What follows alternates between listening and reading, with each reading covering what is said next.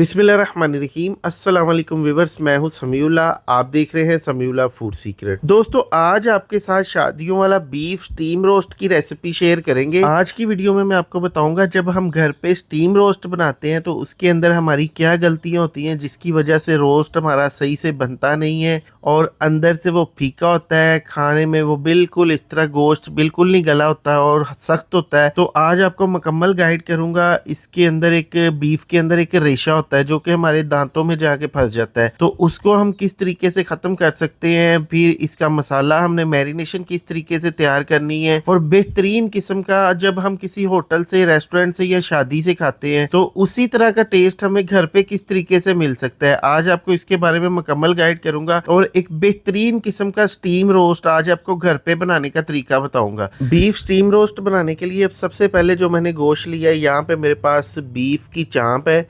चांप की बोटी अब देख ले मैंने कटिंग करवा ली है। अगर आपके पास साबुत चांप हो तो आप साबुत चांप का भी बना सकते हैं, लेकिन मैंने इसको छोटी छोटी बोटी में काट ली है। मतलब कि बहुत छोटी बोटी नहीं है, ये तकरीबन कम से कम ये 150 से 200 ग्राम की एक बोटी है। तो इतना हमने इसका साइज़ रखना है। ये देखिए, इसके अंदर ये हड्डी भी है और बोटी भी है। तो अगर आपको बोनलेस में बनाना चाहते हैं बगैर हड्डी के तो फिर भी बना सकते हैं, कोई मसला नहीं है। अब इसके अंदर हमने सबसे पहले खुला पानी शामिल कर देना है। पानी इतना डालना है कि जिसके अंदर गोश्त अच्छी तरह डिप हो जाए। फिर इसके अंदर नमक शामिल करेंगे। तकरीबन हम इसके अंदर 4 टेबल स्पून नमक शामिल करेंगे। अब ये मेरा 1 चम्मच 2 टेबल स्पून का है तो मैंने 2 चम्मच इसके अंदर डाल दिए हैं। फिर हमने यहाँ पे सिरका शामिल करना है। 5 से 6 टेबल स्पून इसके अंदर सिरका शामिल करेंगे। सिरका आपने किसी भी अच्छे ब्रांड का डालना है जो कि गोश्त के ऊपर वर्क करे। फिर हमने सिरका शामिल करने के बाद फिर हमने इसको एक दफ़ा अच्छी तरह ना हिला देना है ताकि नमक और सिरका इसके अंदर मिक्स हो जाए। अच्छा, जब हम हिलाएंगे ना तो आपको यहाँ पे सिरके की क्वालिटी का पता चल जाएगा। ये देखिए, कलर इसका हल्का हल्का चेंज होना शुरू हो गया है। तो अब हमने इसको तकरीबन 1 से 1.5 घंटा रेस्ट देना है। 1.5 घंटे के बाद मैं आपको इसकी कंडीशन दिखाता हूँ। और इस प्रोसेस को करने से ना स्टीम रोस्ट के अंदर बिल्कुल किसी किस्म की स्मेल नहीं आएगी। दूसरा ये है कि स्टीम रोस्ट अंदर से फीका रह जाता है, फीका भी नहीं होगा, बेहतरीन तैयार होगा। तकरीबन मैंने 1.5 घंटे के लिए इसको छोड़ दिया था। 1.5 घंटे बाद आप इसकी कंडीशन देखिए, कलर इसका चेंज हो चुका है, वाइट हो चुका है और इसके ऊपर काफ़ी गोश्त की जो मैल कुचैल है वो आ चुकी है। अब हमने यहाँ पे इसको 2-3 पानी के साथ अच्छी तरह वॉश कर लेना। ये देखिए, इसको धोने का तरीका भी ये है और इसकी ब्रेनिंग करने का तरीका भी यही है। इसके अंदर अगर एक्स्ट्रा कोई फैट छिछड़ा नज़र आता है तो वो भी क्लीन कर लेंगे। अब यहाँ पे देखिए, गोश्त को मैंने अच्छी तरह साफ़ कर लिया, एक स्टेनर वाली जाली के अंदर रख दिया और नीचे इसके मैंने एक प्लेट रख दी ताकि पानी वगैरह इस प्लेट के अंदर आ जाए। ये देखिए, इस तरीके से, ठीक है जी।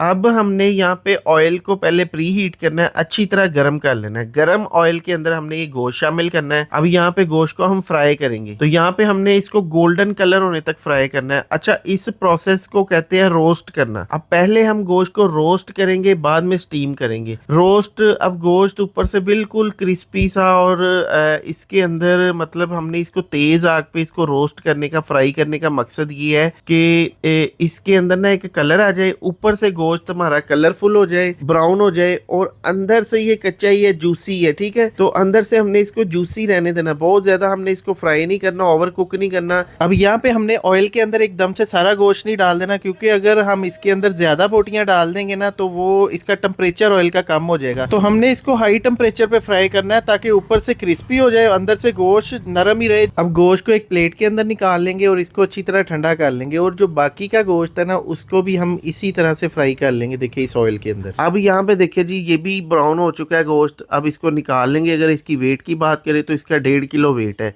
1500 ग्राम इसका वेट है।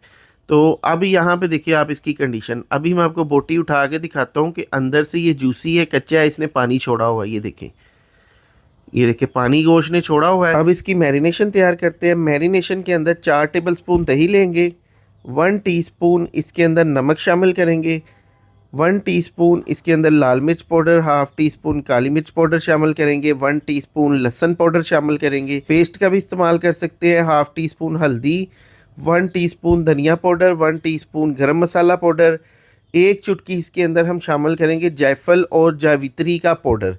ये खुशबू के लिए होता है, रोस्ट के अंदर ये लाजमी डाला जाता है। फिर यहाँ पे हमने एक चुटकी इसके अंदर अजवाइन शामिल करनी है, हाफ टी स्पून इसके अंदर कुटी हुई लाल मिर्च शामिल करेंगे। लाल मिर्च आप अपने टेस्ट के मुताबिक डाल सकते हैं। और एक चुटकी इसके अंदर जर्दा रंग शामिल करेंगे। 3 टेबलस्पून इसके अंदर टमाटो केचप शामिल करेंगे। 1 टेबलस्पून इसके अंदर सिरका शामिल करेंगे, अगर लीमू है तो लीमू डाल लें। 1 टेबलस्पून इसके अंदर सोया सॉस और 1 टेबलस्पून चिली सॉस शामिल करेंगे। अच्छी तरह यहाँ पे मिक्स कर लेंगे। मिक्स करने के बाद देखिए जी, ये मैरिनेशन हमारी रेडी हो चुकी है। अब इसके अंदर 1500 ग्राम गोश्त के अंदर देखिए मैंने सिर्फ 4 टेबलस्पून दही इस्तेमाल की है, क्योंकि दूसरी चीज़ें डाल के ये इतनी क्वांटिटी बन गई है कि गोश्त को अच्छी तरह ये लग जाएगा। तो हमने बहुत ज़्यादा मसाले का ज़्यादा भी नहीं करना, और बिल्कुल मुनासिब सा मैंने मसाला बनाया जो पूरे गोश्त को लग जाए।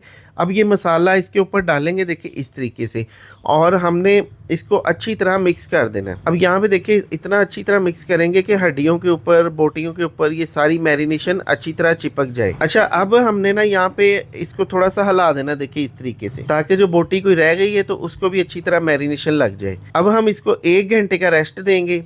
यहाँ पे आप कंडीशन देख लें, माशाल्लाह। तो अभी इसको कवर करके छोड़ देंगे, 1 घंटे का रेस्ट दे देंगे। अगर गर्मी ज़्यादा तो फ्रिज में रख दें। अब 1 घंटे बाद हमने एक प्रेशर कुकर लेना है, इसके अंदर 1 गिलास पानी शामिल करना है। खड़े मसाले शामिल करेंगे, 2 बड़ी इलायची है, 1 बादियान का फूल है, 3 सब्ज़ इलायची, 2 टुकड़े दालचीनी के, 1 खुश्क लीमू है, और इसके अंदर हम 2-3 तेज़ पत्ता शामिल करेंगे। फिर यहाँ पे इसके अंदर स्टीमर वाली जाली रखेंगे, ऊपर बटर पेपर लगाएंगे, और ये मसाले जो है ना ये रोस्ट के अंदर खुशबू पैदा करेंगे। अब यहाँ पे हमने इसके अंदर सुराख लाजमी करने हैं।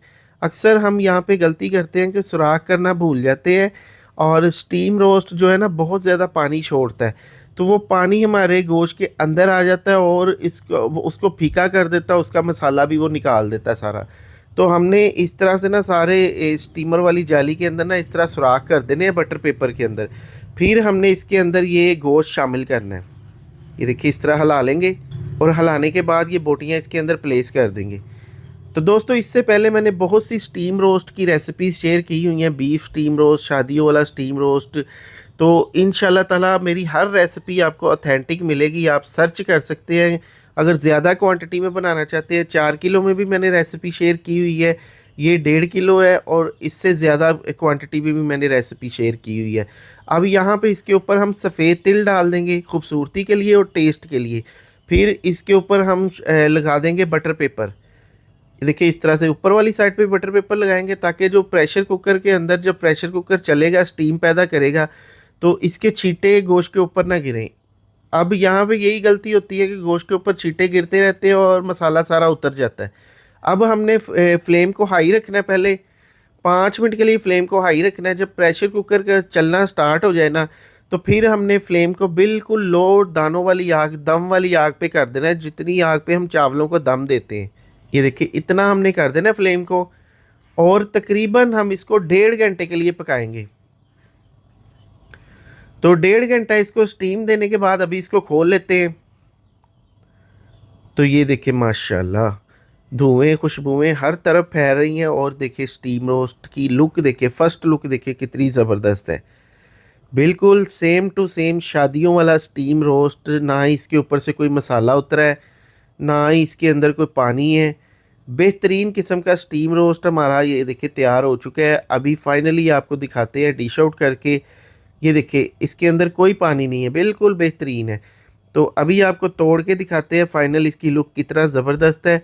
तो दोस्तों, उम्मीद करता हूँ कि आपको स्टीम रोस्ट के बारे में मुकम्मल पता चल गया होगा कि स्टीम अलग प्रोसेस है, रोस्ट करना अलग प्रोसेस है। तो हमने इसको रोस्ट भी किया है, स्टीम भी किया, और आपके साथ मुकम्मल तरीका शेयर किया है।